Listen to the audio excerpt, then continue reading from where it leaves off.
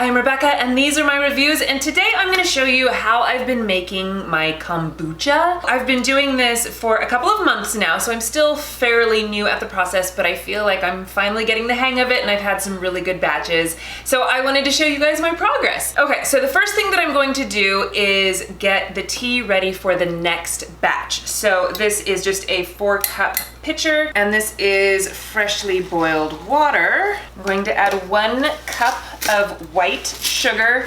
All the recipes and everything that I've read all say you have to use regular old white sugar. Nothing fancy, nothing crazy. This is the only one that really works. So that's what I've been using. I haven't tested it. Okay, so 1 cup of sugar, which seems like a lot, but this makes a lot of kombucha, and the sugar is what feeds all of your little guys in there that make it ferment. So a lot of that sugar is actually eaten away. And then 8 tea bags. The ones that I'm using are just like the Ralph's brand, Kroger black tea. You're supposed to use black tea, nothing herbal, nothing flavored, just regular old black tea. You could also use loose leaf tea, but you know, this is what I have, so this is what I'm using. And then I'm just gonna set this aside and let this steep while I go through the whole bottling process.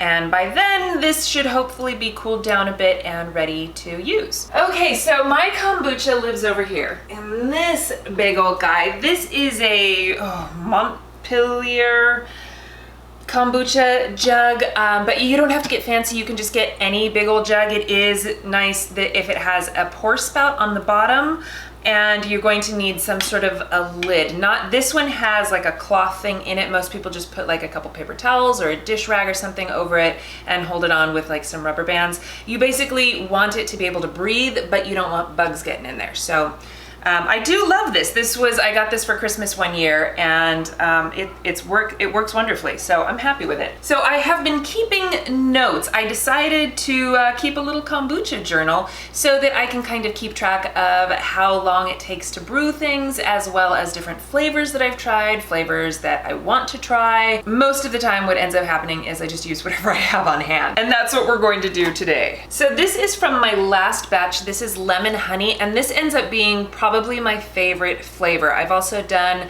lemon juice with maple syrup. I've used hot honey. I've done lemon and honey and thyme. I've done it with lavender, and I love this flavor. I just think that it works really well, and it always turns out fabulous. The only time that it didn't work was when I actually put the lemon peel in there. Don't do that. It gets way too bitter and was absolutely not drinkable. So you can see after it's been sitting around, I don't know, can you see all of the sediment in there? It's been lying on its side, so that's why it's all up in here. But you know, you can see it kind of floating around in the bottom, but it has a nice golden color to it. Woo! There it goes. Oh geez, that was a fizzy one. More fizzy than I was expecting. That does tend to happen, and I haven't quite figured out the best time frame for the secondary fermentation. So most of the time I open those directly over the sink. Sometimes they explode all over the kitchen. Sometimes I barely get a little pfft, and sometimes it happens like this. That wasn't too bad. Oh, that one was definitely more lemon than honey. One of the things that I've been failing miserably at is actually measuring how much juice I've been putting in. I'm gonna try to be better about that. So these are the jars that I've been using. I really like these. I just bought them off of Amazon, and they do say that they are for home brewing kombucha or beer or whatever. They have the little rubber tops, and it's like a flip top kind of a thing like this. This just helps it get a better seal, which will help it get more carbonated. Originally, I was using old kombucha bottles, which you absolutely can do, but it tends to take a little bit longer to get that carbonation going, and I just wasn't having good luck with it. So once I switched to these, the carbonation got a lot better. As you can see, it's super carbonated. Let's go ahead and get started. I'm going to wash my hands with an unscented dish soap because I don't want anything scented, and I definitely want to make sure my hands are clean because I am going to reach into that. And then I'm just gonna grab a clean plate to put my Scoby on. So I'm gonna take this out. It looks good. There's no weirdly colored fuzz on there or anything. Okay, so I'm just gonna reach on in there and grab my Scoby. So this is several layers after several batches. You just use the same Scoby over and over, and you can see the top layer is a nice fresh layer. It's got kind of a lighter color to it, and then the bottom is a little bit darker, and you can see the different layers on the side. I did get rid of the bottom layer on my last one because it was getting pretty thick, and that one was getting really kind of spongy looking, so I thought it was time to let that one go. You can make your own Scoby, which is what I did. You can get one from a friend because they do build up, and after a while, you know, you don't want it to be too thick, so you can peel off the bottom layers and you can pass them to a friend and they can start making their own homebrew, or you can actually buy Scobies, but they're kind of expensive and they're not difficult to make. It just takes some time, like 4 weeks. Anyway, mine has been doing really well. I haven't had any issues with any funky mold or anything. It does look super gross and funky, and sometimes it's hard to know, you know, oh, is that good mold or bad mold kind of a thing. And the bad mold, to my knowledge, is pretty obvious because it'll be like blue or black or, you know, little white fuzzy things. And this just looks like, you know, goo. And after a while, you start to appreciate the loveliness of your Scoby, you know, because it is a living thing that you are cultivating and working with, and I love my Scoby. So I'm gonna set my Scoby aside for right now, and I'm going to give my kombucha a stir. Now, a lot of people will taste their kombucha to see if it tastes right. I have a hard time with that. They also have like pH strips you can use. So basically, I've just kind of played with it, and you know, the first batch that I did was after like 10 days, the second batch was after 12 days, and 14 days seems to be really good. You can see all of that fizziness going on, so it's already a bit carbonated, and then you bottle it and do a secondary fermentation, which helps it get nice and carbonated, as well as infuse those flavors from all of the fruit juices and stuff that you can put in. You don't have to put any fruit juice in, and you'll just get that like original kombucha flavor, which is basically just tea and vinegar flavored, but I like the fruit. So let's get into the flavoring part. So I've tried a couple of different ways. I tried using bits of fruit, I tried blending up the fruit, and then this company, AMZ Chef, which you can get on Amazon, and this unit is like $105 right now. So they sent this to me for review, and I've been using this a fair amount, actually, more than I thought I would. Originally, I was like, no, I don't want a juicer because I always feel bad, like I'm wasting so much of the fruit and vegetables that come out. And I've been trying to repurpose the pulp, like I put kale and carrots into some meatballs. That wasn't bad, you know. You can use like the fruit pulp for like, I don't know, muffins or something fun. So I've been trying to do that a little bit. Mostly, honestly, I just end up throwing it away. You can compost it. But I thought with the kombucha, it might be a good way to do it, because like I said, the lemon juice ones are always my favorite. So I'm like, okay, well, if I juice other things, maybe those will be my favorite, and they won't just taste like old fruit, which was what was happening. So, okay, this comes with a small little container here, and then the big container to catch the pulp.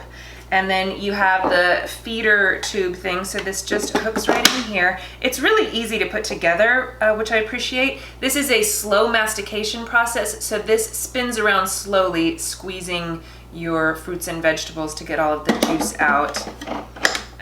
So that goes in there, and then you have your little filter, Dumaflachi, the little spout that twists on in the front. So it's easy to put together. It's been really easy to clean. And I don't really have much to compare this to because, like I said, you know, I don't really use juicers on a regular basis. I was watching a cooking show and they had like an industrial one, and they were just like throwing fruit in there, and it was like, I'm like, okay, well, that is definitely not mine. Sometimes it does feel a little bit flimsy, and it'll make creaky noises, and these things kind of wobble a bit. But so far it's actually been really good, and it does a good job of getting the juice out of things like kale and stuff. Oh, and there are, like, you can't juice a banana in it, and it says no mango, but it doesn't say anything about anything else. So I haven't actually tried to juice a lemon in here before because I have like a little lemon thing, but I am gonna try that today. They want you to take the seeds out and you have to peel it first, which is kind of a pain, but you know, whatever. Let's give it a try. It has an on-off switch right here, so you just switch it on. You can also reverse it if something gets stuck or clogged or something. It's not too loud. I do feel like harder things like carrots and stuff juice better than smushy fruits and vegetables. I don't know why. I think I just expect more juice to come out of the soft ones. It seems to be doing pretty well. It's a fair amount of lemon juice. So see, it comes out here, but see what I mean? I have all this leftover pulp. Oh, there's definitely some seeds left over in there. But it did a pretty good job of juicing that lemon. Let's see, can I squeeze this and get any more juice out? Maybe a little bit. I wonder what would happen if I ran it through again. Let's try it. Oh yeah. Oh, I'm gonna start doing that, like running the pulp through twice. Okay, so I'm gonna take a bottle, and these bottles actually came with this little funnel, which I love, it's great. So here's what I'm gonna do. I'm gonna weigh it, and then I can measure it in ounces and see what I think. Mostly I've been eyeballing it just on the side of the thing, so okay, let's see. Okay, 1.5 ounces of lemon juice, and that should be plenty because the lemon is very tart. You don't want too much. If I were using apple juice or something, I would use way more than that. So, okay, 1.5 ounces, and then I'm gonna add honey. Okay, that's 3/4 of an ounce, and I think that's probably plenty. So I'm gonna write it down in my journal, and then I can see later. And I have a little chalk marker. I'll just write like number 1. Okay, and then I'm just gonna set that aside and then move on to my next flavor. And then in this one, I'm going to add some Mike's Hot Honey. It's spicy honey that is so good. I love this stuff so much. Okay, I really wanna try a ginger blueberry flavor. Okay, let's try to juice some blueberries. There's no juice coming out. Okay, maybe this is one of those fruits that doesn't juice well. What the heck, there's literally 0 juice coming out. I'm gonna try to run this pulp through one more time. Yeah, no blueberry juice. Well, that's a bummer. The good news is I can still use this. I mean, why not, right? I only have 3/4 of an ounce of blueberries, so I'm just gonna chop some up. I'm gonna do 2 ounces of blueberries for this one, and then I'm gonna add some ginger. Okay, I'm gonna try to juice this ginger. Let's see how this goes, shall we? Okay, a little bit of juice came out of that. Ginger juice is no joke. Okay, so I'm gonna do 1/4 ounce of ginger juice. Okay, I'm gonna juice some apple. Okay, let's juice some carrots. I'm gonna make a carrot, ginger, maybe carrot, ginger, turmeric, I was thinking, but I don't know, maybe that's not gonna be good. Maybe carrot, ginger, apple. As June said, that's a lot of carrots and a little juice. So let's see if we can get, I don't know, 2 ounces? Let's just do, how much is that? That's 3 3/4. No, 2 3/4. And then I'm going to add, I had some leftover ginger and a little bit of leftover lemon. And then I'm gonna add some turmeric to this. I wish I had fresh turmeric, but I just have powdered stuff, so we'll use that. 1/4 teaspoon of turmeric. Now that I have all of my fruits and fruit juices in my bottles, I'm going to pour in the actual kombucha stuff. So I put my little funnel in the top and fill it up. Okay, so I fill it up to about here. I leave a little bit of space, but I want it to be, you know, pretty close to the top. So it'll be somewhere between here and maybe here, but I don't want it to be too full. So anyway, I'm just gonna go finish bottling the rest of these, and then I will actually put these back in this box and store them just on the floor. You can put them in a pantry or something, but you want them somewhere where it's going to be a moderate temperature and out of the sunlight. And I just think that this is kind of the best way to do it. And generally speaking, 3 to 4 days seems to be the right amount. For some of them, 4 days is too much, and for others, 3 days is not quite enough. So I'm still kind of working that out. But some of the flavors, you can open it, and if it's not carbonated enough, you can just close it and put it back out on the counter or whatever for another day, and it will continue to ferment. Once you put it in the refrigerator, that's when it stops fermenting, and you can just let it sit in the fridge for weeks if you want to before drinking it. And I like knowing that I can put it in the refrigerator to chill it, take it out, and if it's not quite done, I can just put it back on the counter and let it sit for another couple of days. So you can kind of test it. Some people will pop the tops to let a little bit of the fizz out so that you don't build up too much pressure in the bottles, but I found that doing that, I just was getting 0 carbonation. It was killing the carbonation. So I stopped doing that and wait 3 days. The last time I did 4 days, which I feel like more often than not, my bottles were exploding when I opened them. So I'm gonna stick with 3 days on this batch and see how it goes. But this is basically what I've been doing. It's fairly simple, although this step is somewhat time consuming, but once you get this done, it's just a sit and wait game, and then you get to enjoy it. Okay, so these are all bottled. So I'm gonna set these aside. For the next batch, you want to reserve 2 cups of this batch. So I'm just gonna pour this in here. I used to do this step first, but I decided to save it for the end when I can just dump it like this, because trying to get it out of the spout at the end is so difficult. So I'm gonna add the 2 cups of the last batch back in, and then the tea that I made earlier, this in, and then I'm gonna do 3 more of these and 1 of these of just cold water. Sorry, I think I said 3, but I meant 2 because it's 3.5 quarts total. So 3 of those, 1 of these, and that'll be 3.5 quarts. So with the additional 2 cups from the first batch, that is a total of 4 quarts. Now, right now you can see my last little chalk mark. I'm going to get rid of that and write today's date on there so that I know how long it's been brewing. And like I said, I usually do it around 14 days. That seems to work really well. But you know, sometimes it's only 10 days, sometimes it can be more than 14 days, but I wouldn't do it much past that. And then I'm gonna put my Scoby back in.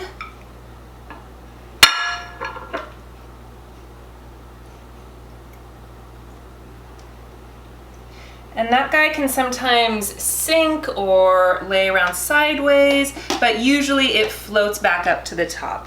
Right now it looks like it's floating at the top. You know, if it floats around, moves around, it's not a big deal. So I'm gonna put this guy back in his corner over here. And you just want it out of direct sunlight in a nice tempered area. Some people will put them in their pantries or whatever. Same thing with these guys, out of direct sunlight.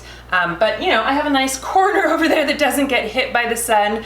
So it's been working out really well. And then these ones I'm gonna put back in their box and hide underneath a chair over there. So I will check back and we'll do some taste testing and see how these turned out. Okay, I'm back, and it has been, I don't know, over a week or so since I first bottled my kombucha, and this is my final flavor that I have tasted. This one is the hot honey and lemon, and it turned out perfect. It is the right amount of carbonation. It has just that hint of heat. It's got a good amount of sweetness and lemon. So I'm definitely keeping this recipe. I am so glad that I finally measured things and wrote them down. So I thought that I would read you my notes and tell you how everything turned out. But keeping a journal, I think, is one of those things that is really going to help you in your journey of figuring out how you best like your homebrew. So I just went through, and as I drank them, I wrote, you know, number 3 is wonderful, and number 5 exploded a bit. And then I had some that weren't fizzy at all. I had the one that I put strawberry chunks in. I mean, it exploded all over my kitchen. I can't believe the bottle didn't break, because honestly, that explosion was so huge. I was scrubbing the walls and the floor. There was like a 20-foot radius of explosion. It was insane, and it smells like vinegar. So not fun. Most of them were pretty good. Some of them exploded just a little bit. Some of them were perfect. Some of them were even a little bit flat. The apple was a little bit flat. So on my next batch, the carrot one I put in the fridge after only 2 days, and then the rest of them I left out for 3.5. And I think the blueberry one I'm gonna leave out for 4. No, not the blueberry. The pineapple one I'm gonna leave out for 4. I did one with pineapple juice. So, you know, it's an experimentation. As you go through it, you will learn how it works, you know what I mean? Because the temperature in my kitchen is going to be different from the temperature in your kitchen, and whatever other chemistry things that, you know, cause things to explode or not explode, all of that stuff, it's all very finicky, and as you play with it, you know, you'll learn new things. And I really liked how some of these turned out, and some of them, like, okay, that needs to be tweaked a little bit. My other honey and lemon, which had the same amount of lemon and the same amount of honey, was too sweet, but the Mike's Hot Honey turned out perfect. So, you know, you just kind of have to play with it and see how it goes from there. So anyway, if you guys have any questions or suggestions or anything like that, I would love to hear from you. You know, like I said, I've only been doing this for a little while, and I'm still trying to get the hang of it, but I feel like I've had some really good bottles, and I'm very excited about doing my own homebrew kombucha. Kombucha's freaking expensive, and it's so much fun to brew it at home and make my own flavors, and it's a bit of a process, but you know, know, I think it's worth it. So anyway, I hope you guys enjoyed this video and got some good info. Thank you so much for watching. Please give this video a thumbs up if you enjoyed it and share it with your friends. Don't forget to subscribe to my channel if you haven't already, and I will see you in my next video. Bye!